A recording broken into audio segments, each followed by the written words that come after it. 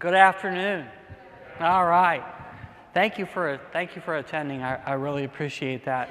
I'm here to talk about our Skype story, deploying Skype at Kelly Services.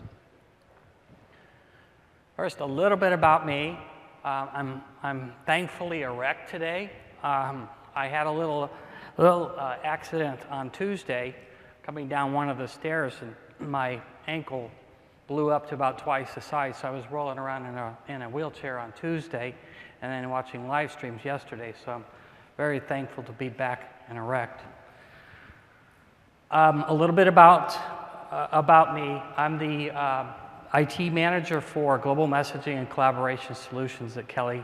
I've been with Kelly for 14 years. I've got experience in messaging and collaboration from working directly for companies and also doing consulting. Kelly is based in Troy, Michigan. And a little bit about Kelly. In 2 weeks, Kelly's going to become 60. A good happy birthday for us. When you think about companies being around for 60 years, it just doesn't happen all that often. Really thankful for that. We're a Fortune 500 company. We did $5.5 billion in sales last year. We operate in 650 different branches in 32 different countries. And what's interesting, you'll see throughout the presentation, is that 650 number will keep going down, not up. We're seeing a lot more, not really being branch focused, but more being allowing our folks to work from anywhere.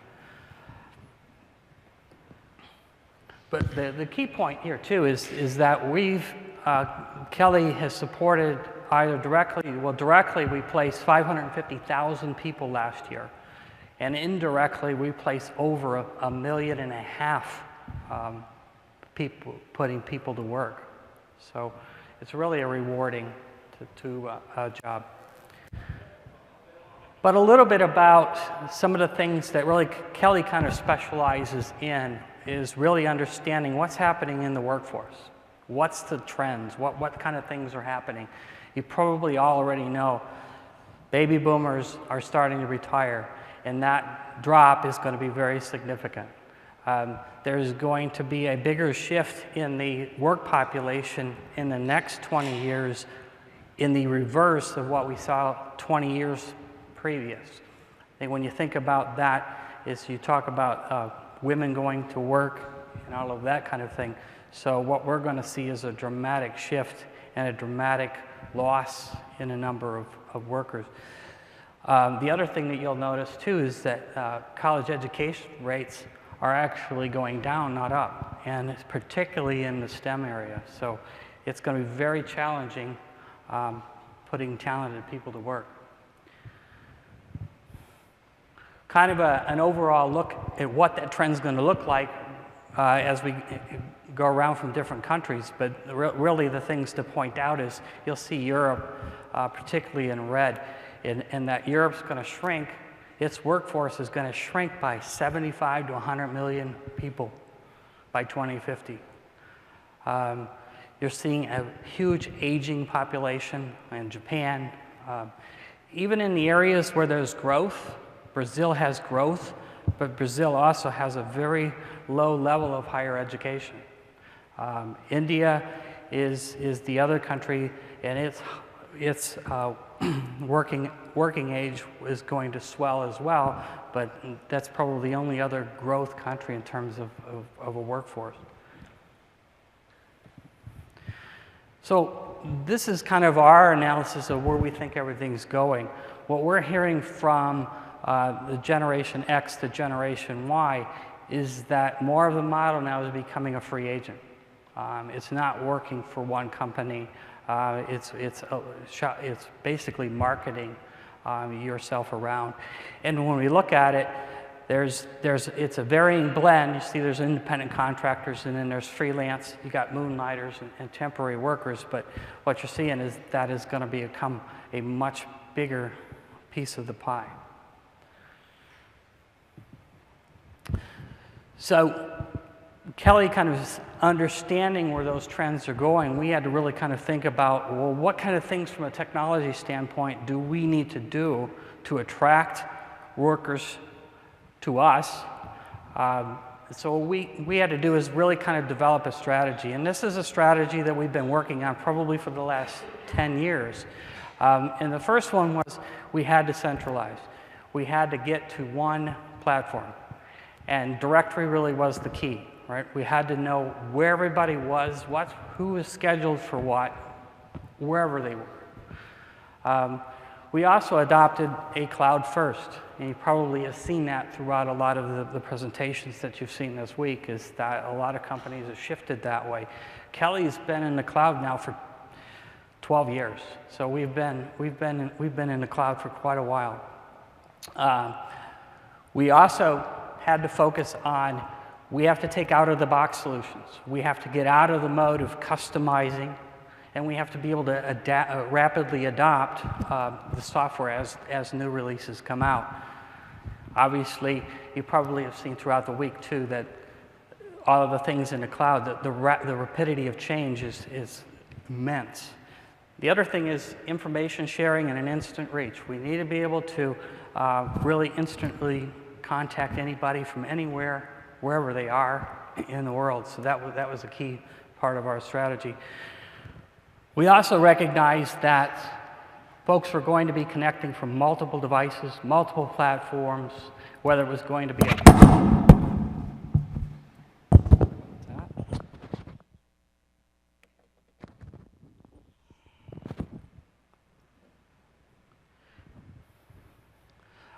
So we had to, whether it's a personal, whether it's a company, or whether it's a customer that's provided that asset to the individual to work from. So that presents its own challenges in terms of getting software on those systems for them to be able to conduct their business. So again, cloud has really moved us very heavily into that space and has really helped us achieve that strategy. We also needed to be able to integrate it into line of business applications. We run a lot of things based on email. It's really interesting. I had to present a slide on that to our upper management about how dependent is Kelly on email, and all of the different systems that email will come into and flow into all of our various front office applications was absolutely enlightening for them to understand that truly we operate today a lot of our business based on the reliability of email. What are some of the challenges that we've seen as we've gone and moved into the cloud? Well, the first thing I think was the loss of control, the ability to customize. We had to give it away. We had to basically say, well, look, we won't have that degree of control anymore. Also, some of the concerns was, well, what's Microsoft's maturity in being able to deliver a service? And is it reliable? One of the slides you'll see next is that's been a very improving trend from them. But we had to balance the speed to market versus being able to enterprise support it. And that's always going to be a key challenge too, from how rapidly do you develop, how rapidly do you roll out your applications. The other big challenge that you're going to face is managed and unmanaged networks. We can do a lot of management if you're on a managed network, on our network, but when you're not, you're going to get varying results, and there's not a lot of influence from an IT perspective that we can do to improve that experience. So we needed to have reliability, and we needed to have you connecting into the Microsoft Cloud and getting an egress point into that as quickly as possible. We already talked about the mobile device and all of the platforms, integration, again, with the line of business apps, and then there's training challenges. How do we get folks trained on the rapid changes? So we've had to adopt a lot of providing a lot of self-support, a lot of videos, and feeding a lot of content, and asking our folks to learn independently on their own.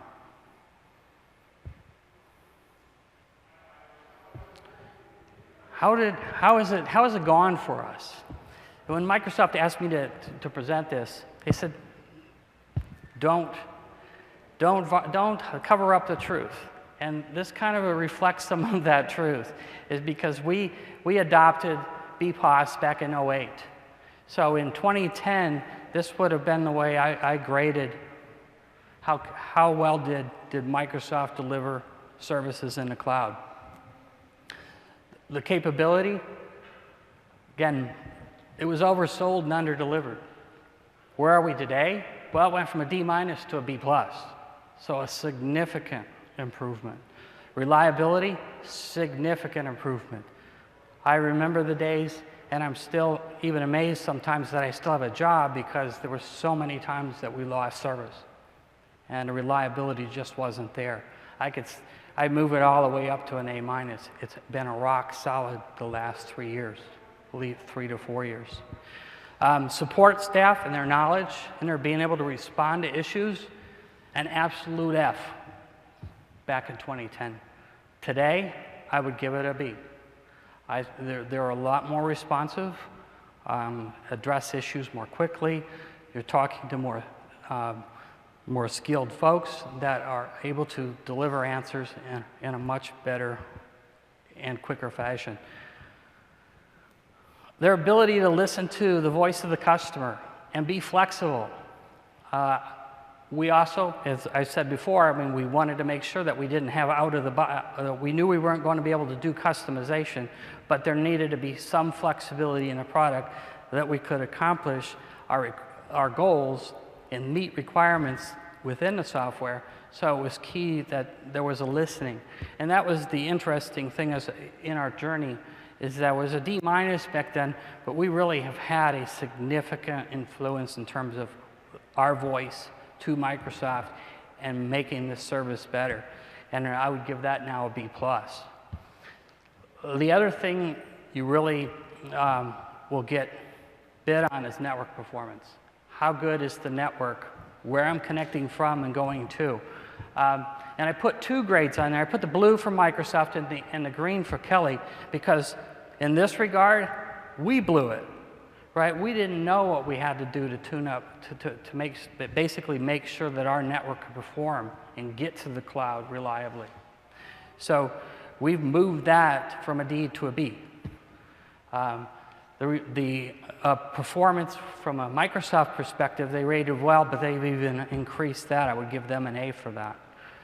Network interoperability, again, Microsoft communicated very well to us about what do you need to do. You need to getting through our network and through our firewalls and web proxies, but we didn't do well with it, right? So we would have gotten an F, and now we've learned a lot. We use a proxy in the cloud solution, which was probably part of that change for us, was we're moving everything we've got into the cloud, and that was one of them, was the web proxy. And that was probably our biggest challenge, but why we've gone from an F to a B. Integration with our line of business apps. There was always a pretty good level of flexibility there, so we were able, I would give that a B-, and we stepped that up, kind of talked about some of the applications that we kind of tie into today. So I would give it a very good score. Non-Microsoft platforms. A C at the beginning, and I would give it a B+ now. We'd like to see more adoption. The Apple trend, we're a big Apple shop, so especially on the mobile device end of things. So we're really happy to see the significant emphasis that's being placed on that platform for us. Release and change control communication, absolute F back in 2010. But still just a C. So I think the communication and the change control can still improve. Local account support and escalation, a D-. It was horrible. We've gone to a B+. We basically we established new local account support and worked with them. This is really, I can't emphasize enough, is so much of the model of working with Microsoft in the cloud is so much different than buying software and then implementing software. It's got to be much more of a partnership than it was in the past. How do we use Skype? Which is really what we're here for, right? I've kind of went through a lot of things, but we're really here to talk about well, what are we doing with Skype? Well, we're doing instant messaging, obviously. We like the fact that it's easy to start new tenants, add new users. We got significant year over year. We add people, we take people out, and it's really been very flexible in terms of from a licensing standpoint and from an administration standpoint that we can roll people in and out of our directory quite easily. Global town halls. This one was a big one. We used Skype for broadcast in this, and we just started that when they rolled it out last year, and it's been a game changer for us. We're able now to conduct town halls throughout the world. We had a lot of challenges, so we have town halls where we've got 1,200 people that are expected to watch a town hall. And what we had in the past solutions, we didn't have anything that could scale that big. Right? We had telephone support, which is pretty much how a lot of the town halls are being conducted, but we could max out at 300, so we couldn't even reach everybody. So now with broadcast, we're able to now reach those 1,200 folks. And what's really cool about it is that they don't have to watch it real time. They can watch it real time or near real time, but they can also watch it if it's being presented in the US, and we've got folks that are in Singapore. They don't have to be up at night watching a town hall. They can get up in the morning, and then they can play that town hall. We're really excited to see with what they're also announcing, what Gurdeep has announced also with it, is that now it's got the ability to translate. So it'll play, I mean, you'll hear the English, but it'll transcribe it and change it to whatever language. Again, getting that comprehension back within those town halls. Candidate interviewing, that's been a huge plus for us. We've saved significant costs by having our recruiters interviewing our candidates, audio, video, not flying them in, not flying to them, but conducting Skype meetings, just audio, video meetings. But the cool thing there is that the recruiter's using Skype for Business, and the candidate's using Skype, something that they've used for a long time. They're very familiar with the interface, and it just works. So it's been extremely successful with that. Integration, again, with line of business applications. We're looking at what kind of things can we do with that from a Skype perspective. We definitely see the presence has been huge as we move them through some of our line of business apps. One of the points here is the one roaming number to any device, irrespective of where you're working, and that's been huge for us. So we really started now. Down the path of 9 months ago, we started moving to Skype phone. So we've got all of our IT staff, and now we're working through our corporate locations, and we're rolling Skype phone out, taking off their desk phone, giving them a Skype number, and then allowing them to work from anywhere and being able to be reached from anywhere. And giving them the control about setting up their voicemail, setting up their call forwarding, setting up a simul ring to their mobile device as a backup if they don't have their Skype client in front of them. It's been huge in terms of being able to achieve that goal of being able to reach anyone at any time from wherever they are. What are some of the things that we want to do with Skype in the future?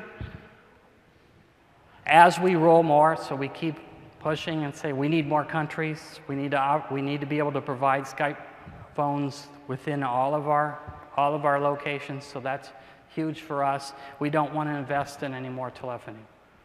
We want to give them a Skype phone and allow them to run with it. Whiteboarding conferences. We've had some whiteboarding solutions in different, but they're really clunky that we've found. So we've started, we've got a couple of Surface Hubs now that we're starting to go through that phase of conducting a whiteboard, but it's making, the feedback we're getting and using the hub has been, hey, I understand this interface. It's got a Skype interface. I can walk up to it and I can start whiteboarding and I can send off that whiteboard context. I can do all of the things about desktop share. I can do all of the things. It's just one big Skype client to me. So it's gotten a lot of positive feedback. We also want to use broader use of video. Interesting is that we had, when the Olympics were around, we had a video contest that was open to everybody within Kelly. And what we did is our CEO challenged everybody, come up with a creative video about anything, whatever, if it's something you do at work, even if it's something you do personally, but come up with a video and share your story. So we got 500 videos from different people submitting videos, and we put them into Office 365 video, and basically folks would watch the video, and then they would score and rate which video won. So we had different categories, but it was kind of a fun exercise and really kind of helped demonstrate really the power of being able to share content via video rather than just text. More integration with our technology partners. So each time now that we look at other technologies that we need to adopt, fundamentally they need to be we need to integrate them into Skype. We need to integrate them into Exchange so that we can operate seamlessly, and we're lessening that learning curve for our users. We want to see automated in response and call control, and you saw this week too that's now in a preview state. That's big for us. Candidly, we'd like to see a little bit more out of the automated response, because what we've got in our branch locations are we have either a PBX or we have a competing voice cloud provider that we need to have a simple IVR where a call, you can call into one number and then get routed into whatever specialty department within that branch that the person's trying to reach. But again, lowering our telephony cost. The last point, I've had some discussion, so I don't know if I'm even allowed to say it, but they say this is coming. And it's a big miss in the current version of Skype for broadcast, which is the ability to present desktop sharing to the attendees.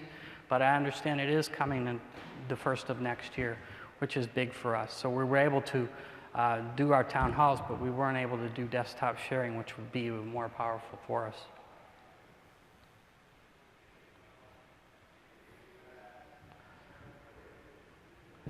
Some of my tips, or what we've done within Kelly how to reduce our bad experiences.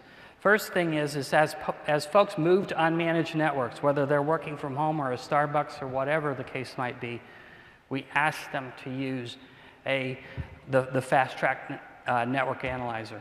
How good is your connection? You don't want to start a call with a candidate when you know you've got on a bad network and it's going to be a bad experience. We want you to, if you're on a network you've never been on before, we want you to test it and make sure that that network is sufficient. You get the bars in the Skype client and all of that, but it's really important that that we educate our users on how that there are varying degrees of what you're going to see for network performance, so you need to be aware of that. We also fight with the challenge of, do we do express route or do we do packet shaping? We have not gone down the express route standpoint, so we're purely going out to the internet. In our large locations, we're packet shaping, so we're basically sending out our packets based on the same kind of priorities that ExpressRoute gets, which is audio first, video second, and content third. To do Skype phone, we had to dramatically increase in our corporate campus the number of wireless access points. Can't emphasize enough, more and more devices are coming into the offices, into our spaces, and we need to be able to facilitate all of those devices. So you need lots and lots of wireless access points so that the quality of the network is good. I can't emphasize enough is that when you go into a new location and when we roll out Skype phone specifically, is that we need to be able to test, adjust, and pilot. We did that with our desktop sharing and our video.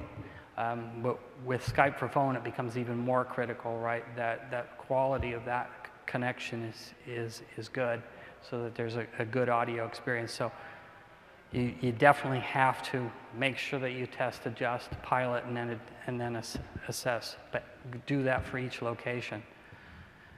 I mentioned this before, which is you need to educate folks on it when you've got an unmanaged network. How do I manage that? Or what are my backups? So you've got backups of, we tell them, have a cell phone, that's a backup for your audio. You can also, we've equipped them with teleconference so they can use an audio bridge so they have a bad connection, right, again, to do that. The other thing on the audio, or on the video rather, is using Stream or Office 365 video and stream that content to those users, because the clients, that's really the key thing about broadcast, is that the attendee experience is so much easier. You don't have to worry about having a great network connection. You don't have to worry about whether they've got a Skype client issue. They just basically can play that audio or that video and just play it, and the software itself will adjust based on what kind of bandwidth. So it will lessen the quality, or it'll cache that and delay its delivery, so that it's an acceptable experience when they're watching that video. The other thing that we're also looking at is the operations framework, and you might have seen that in some of the sessions throughout Ignite this week, is that as we work through this, it's good to see that they now understand some of those challenges and kind of have a framework for us to follow as we continue our deployment of voice into other locations. The other thing that we're also very much looking forward to is seeing all of the Skype Advanced Analytics. Just by show of hands, did anyone go to Gurdeep's general session after the keynote on Monday? Well, most of you. Anyways, they showed this one was really pretty cool, because they basically can show right down to the call, right to the device they were connecting with. I mean, it's amazing the amount of analytics you can get. So if the CIO or the CEO's calling and said, I had a horrible connection, you can really drill right to that particular conversation and see why.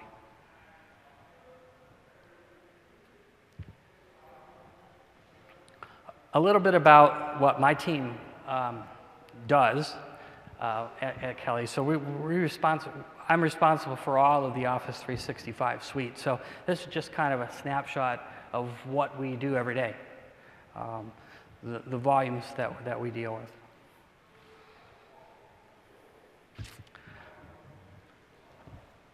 And one of the other challenges also was that as we moved more and more of our services to the cloud, it became more and more important for us as an organization to realign our resources to fit with that.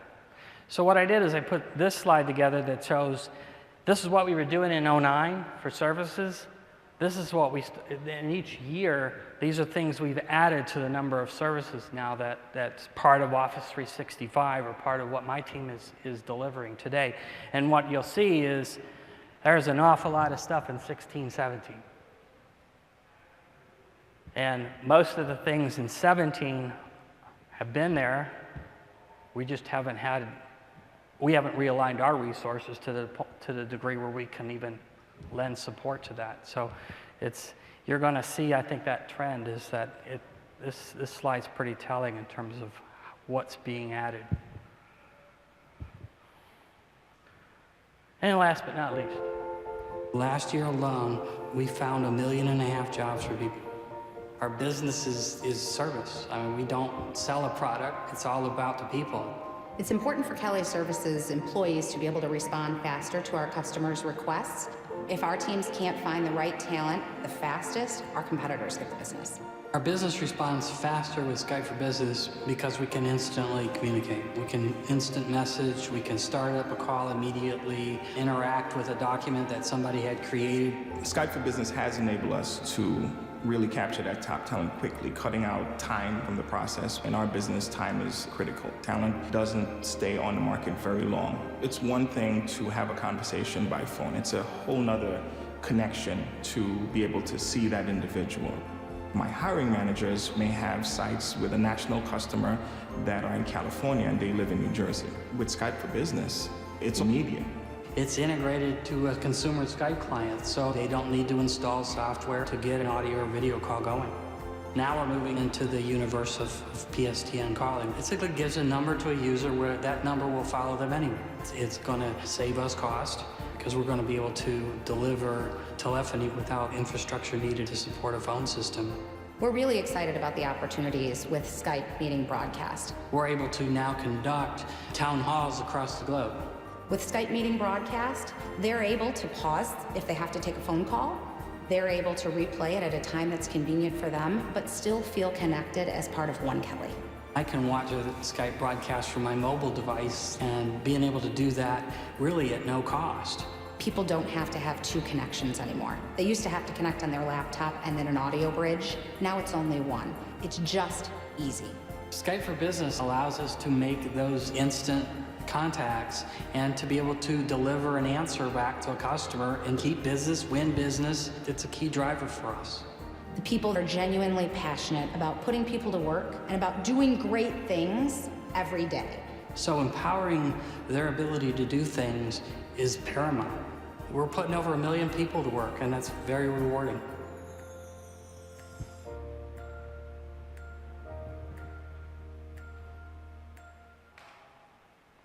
So just a quick video on is something that we produced with Microsoft, and they've got that video posted in some of their sites. But it kind of told the Kelly story and about how we've deployed Skype today. So I wanted to leave a lot of time for questions, and because I think that's probably what you're most interested in is as you start or wherever you are in the journey to the cloud, what questions do you have?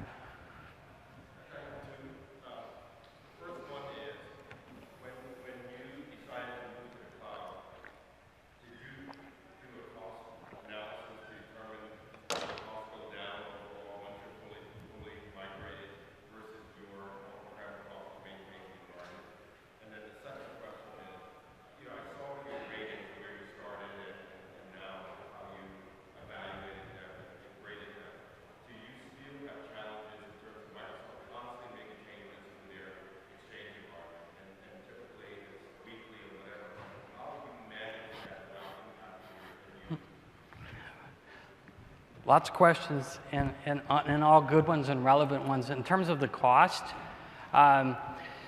cost is not, and it's interesting because Microsoft would constantly say, well, put something in, let's talk about what cost do we save and all of that kind of thing. And we didn't focus on cost, to be perfectly honest with you. We know we're getting significant cost savings, but we looked at this more of what additional functionality we're providing. Right? And it's exponential. I mean, we're providing a lot more than we did before, and we're doing it at less cost. But we really didn't focus to say, I've got a specific number for you about how much that saved us. We've just had to basically realign some resources in different areas, improve our networks, kind of thing. So those are investments we had to make to go this path. But really, from a functionality standpoint, it's been huge. I think one of your other questions was, how do you deal with all of the change, especially in Exchange and all of that? It's a very fine line and a very difficult thing to adjust to. Coming from a background where you had complete control, right? I know exactly when I'm going to upgrade, what it's going to do. I'm going to be able to communicate that. I can tweak it. If it breaks, I can go fix it. All of those things are big questions that always come to mind, that you kind of lose that control. And that's kind of what I talked about a little bit earlier. So it's difficult to deal with the change. And that's why they don't get a good grade in terms of change communication, because they are still changing things without communicating. But I see improvement. I mean, they do have a dashboard, and they do have a release every week. They talk about the things that are going to be added. We also spend a lot of time in conversations with our local account team. Here are issues that we have. Here are things we want to see in the product. So we do a lot of things in that regard as well. And when things like you rolled something out in a big surprise and it impacted us, that hurts. How do we stop that? So we work with them heavily. We work with the product groups quite a bit to make sure that they kind of understand where we're coming from. How many people know about user voice? No hands. User voice is, to me, when I talk about Microsoft in '09 and Microsoft today, the biggest shift that I've seen is the transparency. User voice is about, here are my beefs, here are the things I want to see in the product. And user voice is about going out there and posting what you want to see in the product or what you don't like about it and voting on it. So you're basically given, you're given, each service line has got their own site, and you've got so many votes that you got 25 votes that you can vote on. And what Microsoft will do with all of that data is they'll look for the things that are getting the most votes. And they'll address those things first. And then once they have addressed that particular issue, they'll give you your votes back, and now you can go vote on something else. To me, that's enormous, right? Because it always used to be whoever the biggest company in the block was would get what they want. And the little guy, forget it. Right? So we were too little, right, to really affect change. So us really kind of getting into the space early has helped us have a voice. But user voice is really lets anyone have that voice.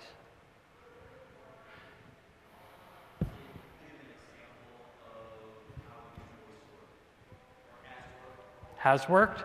Yes. I mean, we've had a number of experiences. We've got part of what we do with our self-support site is that we had challenges. We'd build pages and we'd build we'd build videos inside of those pages, but it was searching for that content, and we did it in SharePoint, but we constantly had to tweak the filters and the indexes and all of that to deliver meaningful results.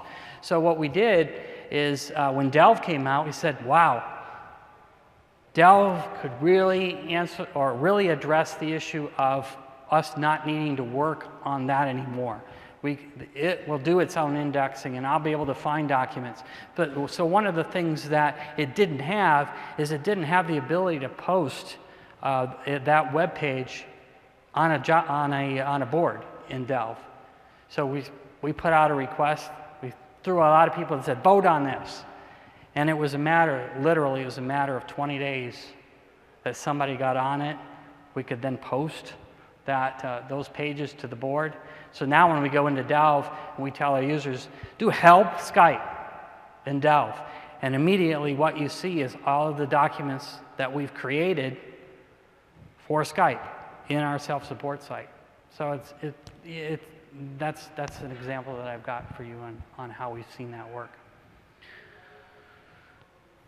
Other questions? What's the ratio of your Skype adoption from PSTN perspective?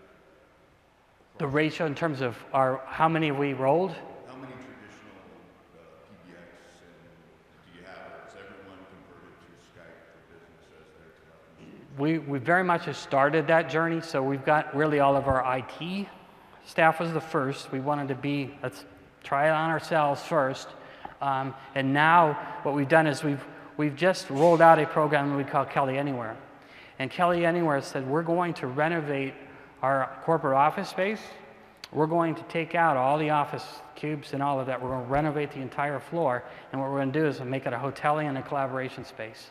So we're going to let our users, if they want to come to the building today and do work, or they want to work from home, they want to work from a Starbucks, we don't care, right? We're giving them that ability to work from anywhere.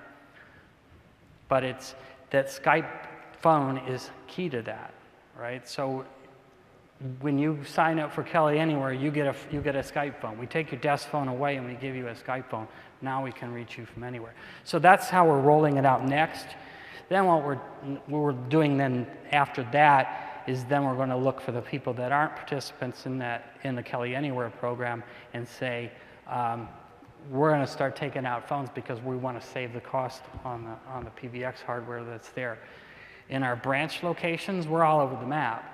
And one of the challenge, one of the things that I tell Microsoft this all the time, I said, whenever we have where we've got to replace a voice system in one of our branches, we'll replace it with something, but we got to have something to replace it with. And when we replace it, it's a 3-year contract minimum when we put that in. You're losing business because we can't do that in Singapore. We can't do that, in Germany. So we keep pushing. We need more and more countries on. So we're able now, so we're starting with the UK. So that's key for us too. But we're really kind of just let us get into these countries. And one of the other things that's kind of, I kind of mentioned it a little bit, was that we needed to have when you call a branch, basically we've been replacing in the US branches, we've been putting in a competing cloud service that has some IVR to it. So I call the number, press 1, you get this department, press 2. So those are the things that we need you to get that into the product for us so that we can then say we don't have to go to another product. Our goal is just try to get to one. So what's your roadmap? Like, when do you expect to have complete penetration across all your locations? Are you looking at anything with other providers who might be able to provide you local PSTN numbers in other regions, or are you going to wait for Microsoft to get to the point where they can offer those? Yeah, we're going to wait, right? I mean, our goal in the end is we want to get down to one. We want to make this seamless because I've got one directory, right? And I can find anybody in Kelly wherever they are, know what their presence is. I can reach them.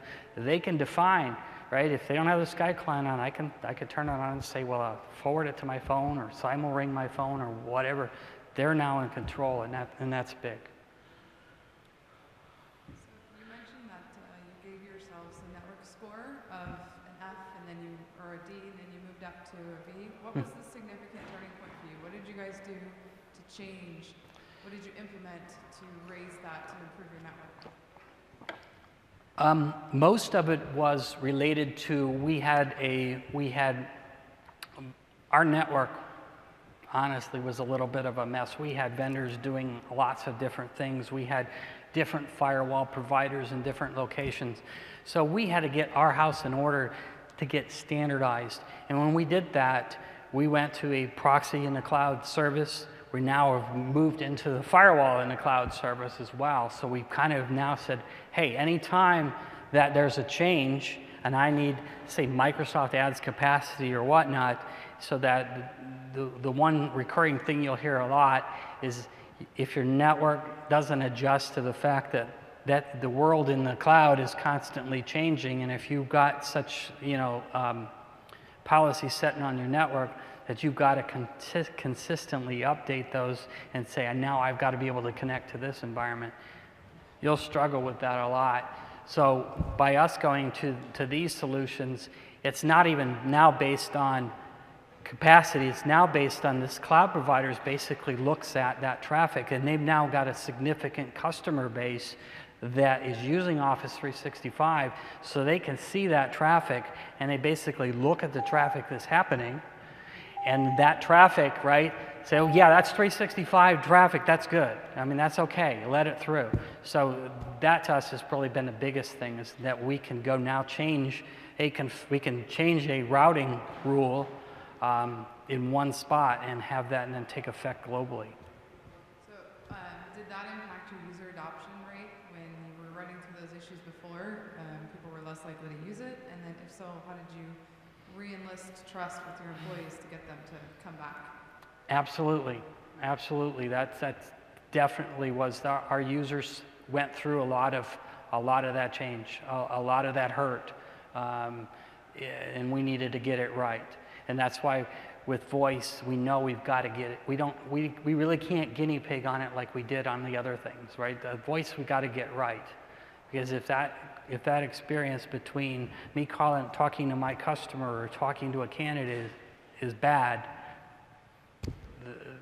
the volume of the noise and the upset user base is going to get even more upset, more so than they would, if they lost their email for 5-10 minutes. Hey, thanks for sharing your experience here. Did you leverage any services from Microsoft or some of the partners for adoption or deployment or even onboarding, anything like Fast Track or MCS or a partner? Well, since we've been, right, we started in our cloud adventure with BPOS, so there was no such thing as Fast Track or anything else. So we were very much on our own in a lot of things. When you talk, one of the things I didn't even point out is that Kelly's culture from the beginning was we're a pioneer, right? We're the first staffing company. We're the first workforce solutions provider. So we've had some culture there that said we're willing to accept some pain for the benefit in the end. So it helped in that some of our culture was based on that. That answer your question? Yeah, thank you. Mm-hmm.